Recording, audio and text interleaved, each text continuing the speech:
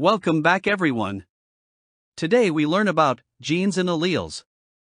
Let's cover some important terminologies.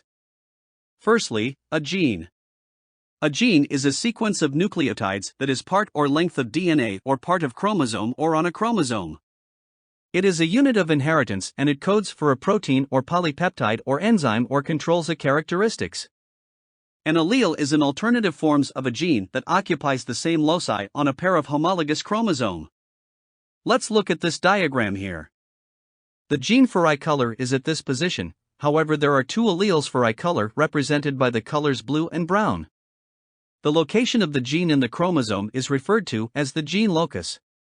From this diagram we can see various colored regions which represent the various gene loci on a chromosome. The phenotype is an observable characteristics of an organism. The genotype is the genetic makeup of an individual organism that is formed by the alleles of the organism.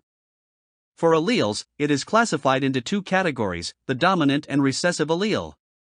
Dominant means that the allele expresses itself in both homozygous and heterozygous condition. Recessive means that the allele expresses itself only in homozygous condition. This is because in heterozygous condition it is masked by the dominant allele.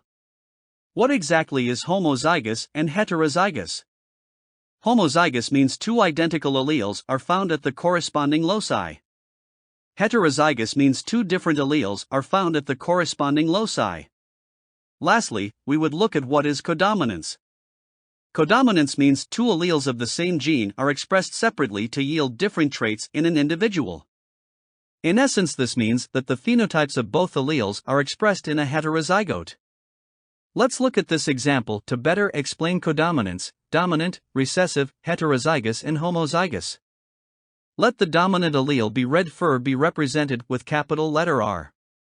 Let the recessive allele be white fur be represented with lowercase letter r.